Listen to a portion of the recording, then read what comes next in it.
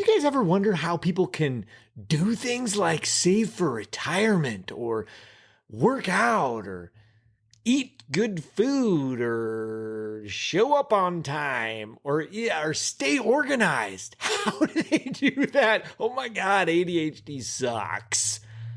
But I have the answer. Let's discuss.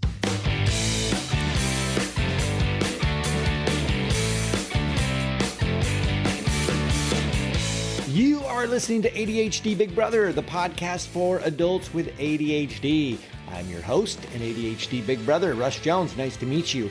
You guys, guess what? I bet you're not surprised to hear that I have ADHD. So let's talk about some stuff. Let's learn about some stuff. Let's laugh about some stuff. And ladies and gentlemen, here is some stuff.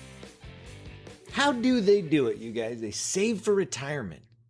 What is my piddly little $25 into savings going to even do? How the hell can I stay organized when my life is chaotic all the time? Well, here's the thing about the neurotypicals, and I lovingly call them normies or regos, for normal or regular folk, because that's how we were told to behave growing up. Be normal, sit there like a normal kid, pay attention like a normal kid. Can you act normal, please? All right, so these normies, right, as adults, they can actually get this internally with their magical brains, hold on to information and process it with the intent of taking an action now that won't have any consequences or any effect for like up to 2 to 3 months. They can do that in their mind.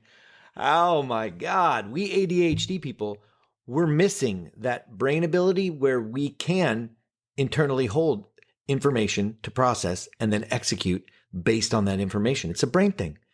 It's a working memory thing. It's this ability to inhibit ourselves and just to stop and then make a decision based on taking a minute to process information.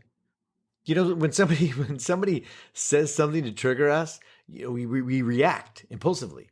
We don't have the thing in our brain that says, whoa, okay, this happened and I feel triggered. So I'm planning to tell him, screw you, I quit. But I'm going to take a second here, and will this achieve a desired result? Well, I don't think so. Maybe I should choose a different approach because I'd prefer not to lose my job. Okay, now I'm going to choose a different action based on a future consequence. That is not us. We say, screw you, I quit. Or we have some big old-fashioned reaction.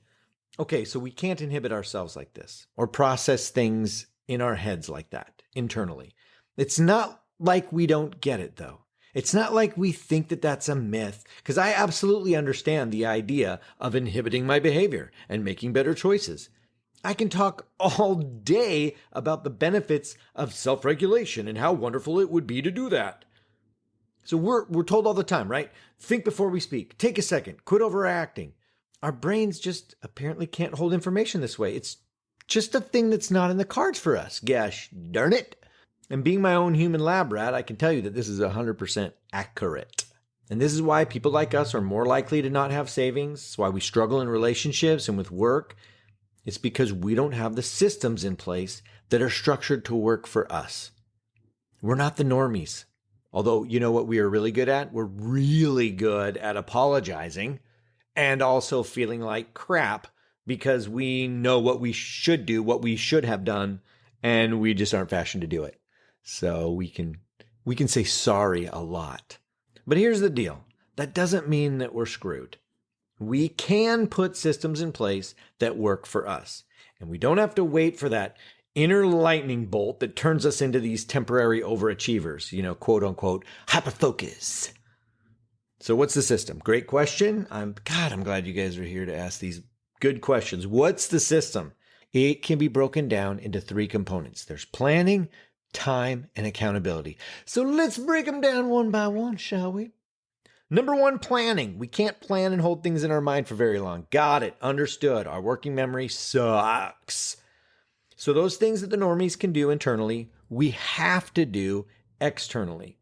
And this is where the daily planner, and I love the bullet journal, that comes into play. It's not a fun thing to use to plan our days. It's the insulin that we take to survive. We have to do it. We can't change our brains, but we can change our environment. So if we can't do this work internally, we got to get it out of us and onto the page. The planner or the journal, it has to be one thing. It's one thing, one place that's connected to us like a freaking arm. It's like a part of us. Number 2, we can't manage time internally. Duh, we know that. Things take longer than we think. Things take less time than we think. Our capacity to accurately assess time internally just doesn't exist. And that's why some of us are always late, why we can't motivate to do simple 5-minute things because in the moment they seem like they'll take hours. And this is where utilizing timers and putting time external in front of us, out of our head, and where we can experience it and see it. That's where it becomes crucial to getting started and getting things done. And I swear you guys are never going to hear the end of my washing dishes metaphors. If you go back to episodes 1, 2, 3, 4, 8, 5, 9, all of them, I'm probably talking about the hellfire of washing dishes. I used to think dishes would take an hour to do, and I would just avoid it because it seemed like too much. And that's my brain.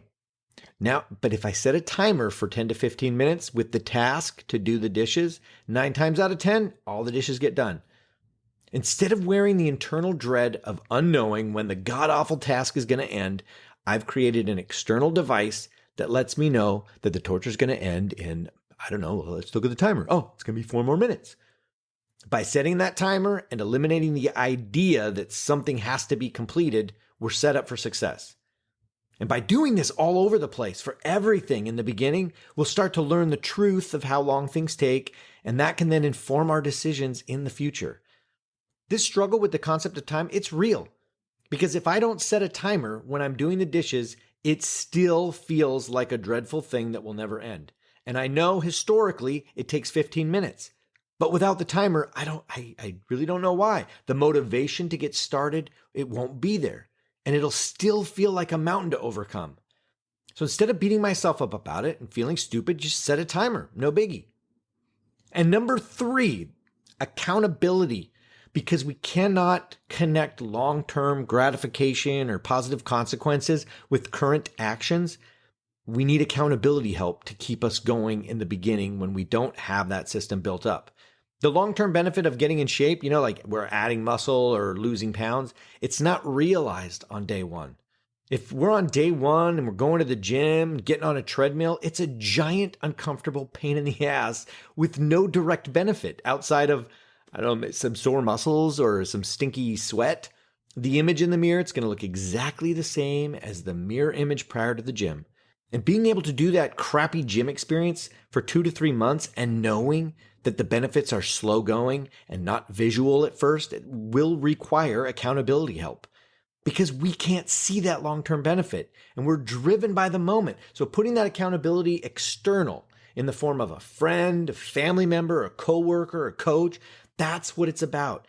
Anyone where you can get the help to remind you of the thing that you said you wanted to do, remind you of your own reasons, and support you in your effort to keep your ball rolling. That's how we overcome our ADHD symptoms. Try this. If you have an extra $25 a month to play with, try this. Set up an automatic withdrawal to me. No, just kidding. Set up an automatic withdrawal and set it up to a special account. I use Schwab because I can create a million different accounts. And you set it up and title it car registration. So what is it? It's like $250, $275, something like that a year. So this is a short-term thing that you'll see the benefits of down the road in the form of not freaking out about a big bill at the end of the year. So you set it up automatically to withdrawal every month. And at the end of the year, when you get that big bill, you don't get pissed at yourself for not remembering and you don't have to scramble to find the money. This is a small example of doing something by creating external rules so that you don't have to hold it in your head. You don't have to plan to remember to put away $25. You don't have to remember the time frame and that the bill is coming. There's no accountability needed because the robot will do it for you. This is a way that we can take something that is a problem for us and create a system that works for us. We have ADHD, guys. It's not a thing that we make go away. It's a self-regulation disorder that requires support and effort in order to manage and be successful in spite of all these quirks. And when all this is put in place, life doesn't have to be difficult. It's managed. We can enjoy life. Oh my God, we can enjoy life. Thank you. All right, so here's the summary. We don't have to embrace our ADHD. I think it sucks. It's not fun. I'm not here to shine a light on how cool it is to hyper-focus on random stuff sometimes. What we can do is be self-aware about our limitations and create unique solutions that make living with this disorder not a chaotic shit show. And it can be done by taking these things that the normies can do internally and making them external for us. Our planning, time, and accountability. So, my question to you is this. How are you going to externalize your planning, your time, and your accountability? What is the unique way that you're going to manage life with the brain that you were given? And that's not rhetorical. I want the answers, and that's your assignment. Go to ADHDBigBrother.com, click on contact, and tell me what you're doing. But do it after you leave a review for this podcast. If this podcast helped you out, please leave a review. It helps me out. And then go to ADHDBigBrother.com/contact/leave me a message /thank you very much for listening. Guys, have yourselves a great week. Later.